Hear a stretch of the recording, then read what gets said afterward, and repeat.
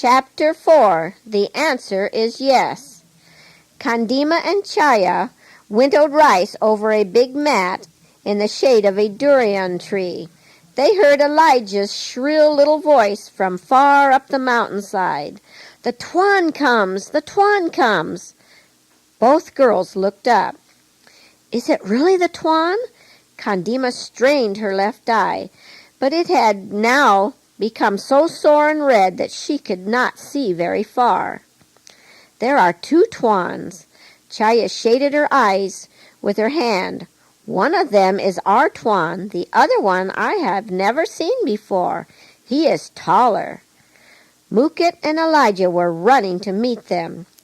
Chaya dropped her winnowing basket and walked around the house to get a better view of the visitors. Kondima went into her hut. "Kondima, is that really the Tuan?" Mother asked her. "Only 1 moon has passed since he came last time. I wonder why he returns so soon." "It is really the Tuan, Mother." Kondima went to look out the window where she could see everything without being seen. The two Tuans had stopped in the shade of a coconut tree by Dod's house. She could see them quite well now. They had brought 2 carriers. One of them Kondima knew as Sibelia, the Tuan's gardener. The other she had never seen before. The new Tuan seemed to be taller and thinner than our Tuan. Both the men looked tired. Dodd had just sent Mookit up the coconut tree to knock down some green nuts. The carriers had leaned the babulians against the wall of Dodd's house. The village people had already begun to flock towards the visitors. The whole company watched Mookit as he scrambled up the tree like a monkey.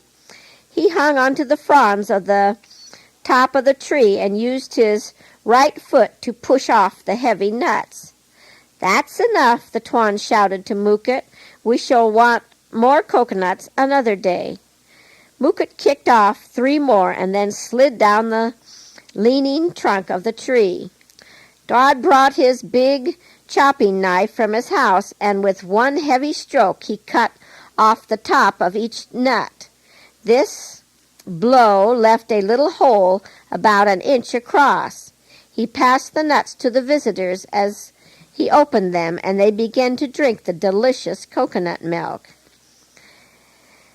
When they had emptied the nuts, they handed them back to Dodd, who split them wide open with his chopping knife and carved a little shovel out of the rough shell for each person. They scooped out the soft meat of the green coconut and ate it as though they enjoyed every bite. By this time, all the village knew that the 2 Tuans had come. Everyone wanted to know who the new Tuan could be. Our Tuan explained that he came from the big school in Singapore, so the villagers gave him a name at once, the Guru. Kondima knew that Guru meant a teacher. Kondima longed to join her parents and Chaya as they followed the eager crowd to the teacher Dodd's house, but something held her back. She could see and hear everything from her window. "This is my brother," the Tuan laughed and put his hand on the Guru's shoulder. "Doesn't he look like me?" Someone in the crowd spoke out and said that they didn't look alike at all. "Well, his wife and my wife are sisters. Doesn't that make us brothers?" Everyone agreed that such a thing could make them closer than brothers.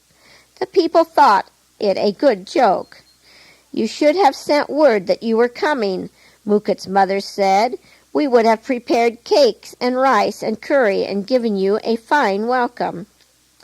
"Come, I will help you cook a meal for the Tuans," Kokit's daughter had spoken. The 2 women came down the hill towards Kokit's house. Kondima joined them there. She grated coconut, washed vegetables, and ran to the spring to wash the rice. In a short time the rice simmered on the clay stove, and an hour later the 2 women served a good meal to the visitors. By the time the 2 Tuans finished supper, darkness had fallen. Kondima crept into the shadow near Dod's door. Only one feeble kerosene lamp lighted the house. Drawn by a powerful urge to see and hear everything, she climbed the ladder and sneaked into the room. She crouched down behind old blind Mookit, who had been led in by his son-in-law, Gulan. Mookit, who always sat close to the Tuan, hadn't come, or at least Kondima couldn't see him anywhere.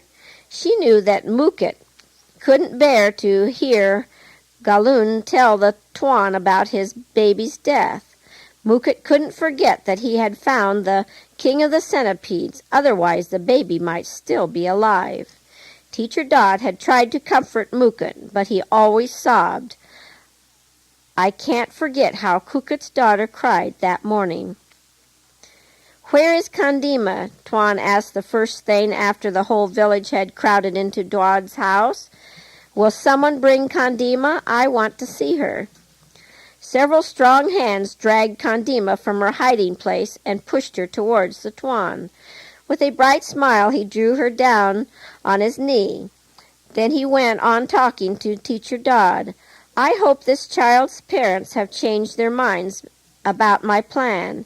He looked down at Kondima. Her eye is no better. Have you talked over the matter with them? Teacher Dodd spoke in a low voice. They are sorry that they refused your offer. They can see that the eye gets worse every day. I think you will find them willing this time. Wait and see. Would you like to go to my house, little one? The Tuan whispered into Kondima's ear. 7 children live in my house, he told her. 2 boys and 2 little girls, a big boy and 2 big girls. Yes, there is a baby, too. That makes 8 altogether. The small ones are Nancy, Peter, June, and Benny. They will play with you. They wait for you now. Kondima wiggled with delight. She looked out from under her mop of tangled hair at Father. He had heard Tuan's loud whisper, and he smiled at her. She knew the answer was yes. At once she swung off into a dream of such wonder and glory as can scarce be imagined. The talking buzzed and droned about her. Teacher Dodd told the long story of Gulan's baby and the babulian and the centipede. In mercy, he omitted the name of the boy who had found the king of the centipedes. Kondima spotted Mookit hiding in the very place she had chosen when she crept into the room, right behind blind Mookit. As the story came to its sorrowful ending, Kondima searched the Tuan's face for anger, but she could see nothing in those kind eyes but deep sympathy. She knew that Mookit must feel better. My friends, do not grieve more. The deep, kind voice shook with sadness. The Tuan looked first at Galun, then at his weeping wife. See, we are all your friends. I am sure God will give you more little ones, and you will trust them to his mercies rather than to the charms of witchcraft. You will find that a much better way. Both the Tuan and the Guru commended Father for his decision to let Kondima go with them down to the great seaport town. With kind and careful words, they also told him that they must send Kondima to Singapore, a great city many days distant by steamship. Kondima could see her father tremble with dread and sorrow. How can I let her go so far away among strangers? Will she not die of homesickness? It will be as though she had already died and lay out there in the hillside with Gulan's baby. Father held his head in his hands for a long while. At last he raised his eyes to search the Tuan's face with desperate eagerness. Will you take her there yourself? He asked. No, the Tuan kindly answered. But here is my brother, who has 2 little daughters of his own. He is going back to Singapore in 4 days, and he will care for Kondima as he cares for his own little children. Father turned towards the Guru and studied his face for a long time. Kondima thought that the Guru looked as kind as the Tuan. "Will you go with these men, Kondima?" Father spoke in a stern and husky voice. For answer, she threw both arms around the Tuan's neck and hid her face on his shoulder. Father held out his hand to the Guru. "She may go," he said, and taking Kondima in his arms, he picked his way through the darkness to his own hut. Again Kondima lay on her mat, straining her ears to hear what Father and Mother were saying. "I have told the Tuan that she may go." Father's voice sounded tired and discouraged. "I suppose it is best," Mother agreed after a long silence. "She grows worse every day. What good will she ever be, blind and useless? What man will ever want her for a wife? It is painful to look at her. I can hardly bear to look at her myself." Kondima slept little that night. Early the next morning she ran down to the spring. She gazed into the pool for the second time since the accident. She shuddered. A terrible face looked back at her. The blind eye had become a horrible gray mass which stuck out from the eye socket so far that the lid could not close. The left eye looked red and sore. The black tangled hair over the sad, miserable face made her cringe. She turned from the sight, trembling all over. Yet the Tuan had looked at her with kindness and tenderness, and he had held her close in his arms all evening. She knew now why she wanted to go with the Tuan. He loved her in spite of her ruined face, and she loved him back with all the strength of her body, mind, and soul. "I am going with the Tuan." Kondima came upon Mookit going down to the spring to bring drinking water for his mother. "I will go tomorrow.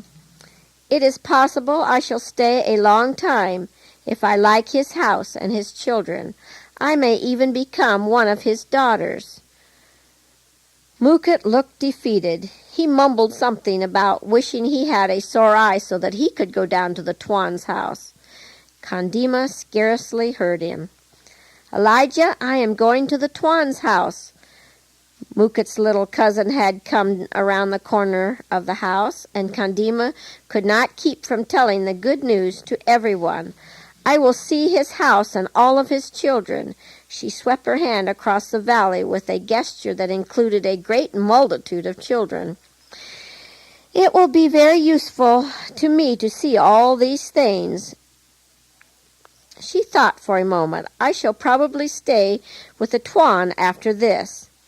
The rest of that day Kondima ran about like a wild thing, and she asked so many questions that Mother threw up her hands and said that she felt tired enough to sleep for a week. "Chaya, do you think I might get to ride on one of those going things like buffalo carts without any animals to pull them? I have heard Father say that many of them run all about in the city." Again she asked, "Chaya, do you know there is a great valley of water beyond our mountain? It is like a wide plain. I have heard Father tell of it." Kondima did not mention her need of medical help as one of her reasons for going with the Tuan. Indeed, it didn't seem important now, yet her eye grew worse. She wondered sometimes how many more days she would be able to see the loved faces of her family and the green mountains that rimmed her valley. That evening all the village people gathered at Teacher Dodd's house to sing. They filled the night with sweet melody as the soft, sweet voices rang out in the clear mountain air. Even Kondima, snuggled in the Tuan's arms, joined in the hymns. "I would rather hear these people sing than to hear the angels," the Tuan told Dodd. "Why, Tuan?" Dodd looked surprised. "It should be a great thing for any man to hear angels sing." The Tuan nodded. "It would be, of course, but no angel can ever know the darkness, the pain, and the suffering out of which these songs have grown in the hearts of these people. That makes them sweeter to me than any music, even the songs of angels. The village people gathered to their homes singing as they went, until threads of sweet melody ran through all the lanes and even into the house. Even after they had all gone inside, the music of the evening hymn wafted up from a score of tiny thatched huts. Tears came to Kondima's eye. Tomorrow she must leave her village. Would she ever hear those songs again? She crawled under her mosquito curtain and talked softly in the darkness with the great friend of little children, and then, snuggling her wooden doll close, she drifted into dreamless sleep.